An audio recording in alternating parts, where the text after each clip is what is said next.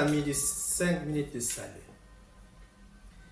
si vous mouriez aujourd'hui, quel seriez-vous derrière vous?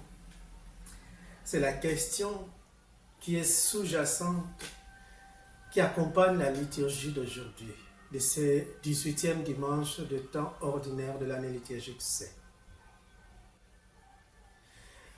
Pour résumer, nous allons travailler 3 étapes.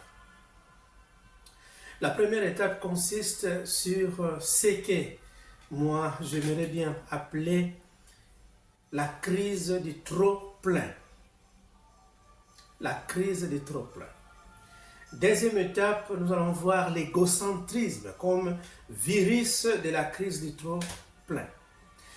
Et en troisième lieu, c'est l'invitation de suivre plutôt ou d'investir pour le bien d'en haut, le bien, la richesse divine. Commençons avec la crise du trop-plein. Dans l'évangile de ce dimanche, nous voyons cet homme riche qui entre en crise, pas parce qu'il manque, mais parce qu'il ne sait pas où mettre ses choses. N'est-ce pas que, chers frères et sœurs, vous vous retrouvez quelque part dans cette crise de trop-plein?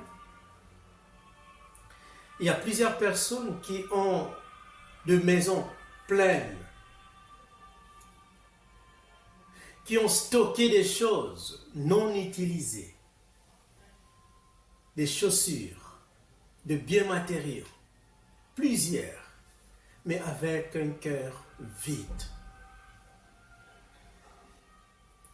Ils ont stocké, ils ont accumulé des choses, des voitures, des chaussures, des habits. Toute la maison est pleine, mais avec une âme sans oxygène. C'est comme ça que cet homme de la parabole n'arrive pas à être heureux, parce qu'il a accumulé pour lui-même. Et là, nous passons au deuxième élément. Notre deuxième élément, c'est l'égocentrisme, l'égoïsme. C'est celui-là qui est le virus même de la crise du trop-plein. L'égocentrisme. Suivons ce qu'a dit les riches dans l'évangile. Il dit,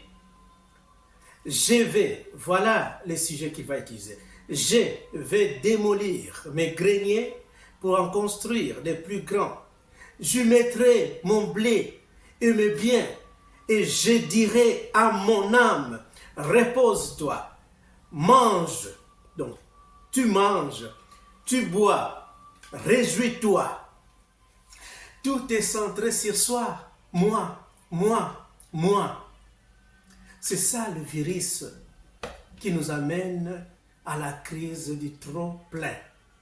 Les politiciens qui accumulent, les personnes en famille qui accumulent, le prêtre, les religieux qui veulent accumuler. Nous ne voulons pas tout simplement accumuler le bien matériel, mais il y a de ceux-là qui accumulent même des relations, des amitiés. Ils s'accumulent, ils s'accaparent de toutes les personnes et ne veulent pas que les autres puissent entrer en contact avec ces personnes. C'est un autre élément qui nous retire la joie, la paix,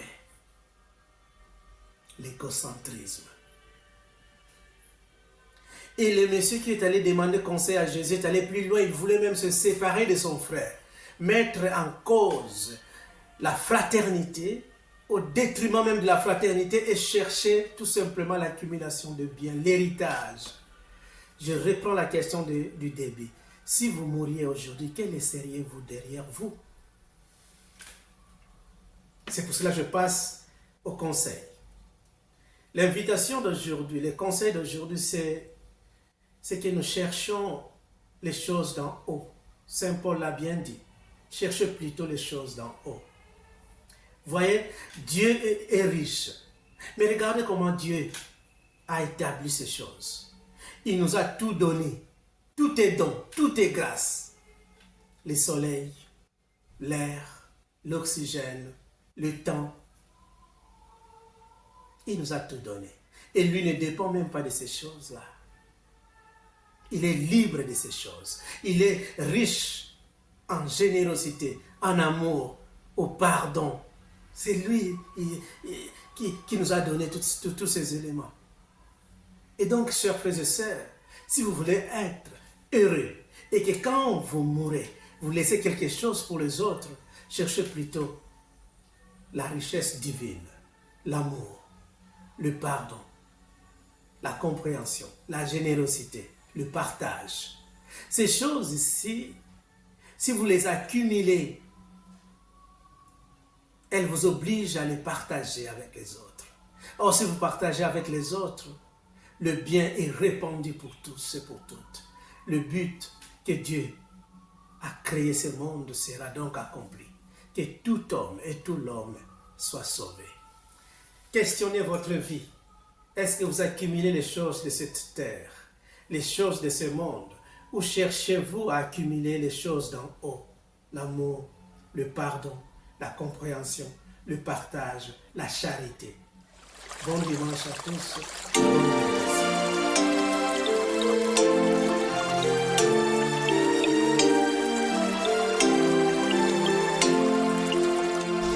Bon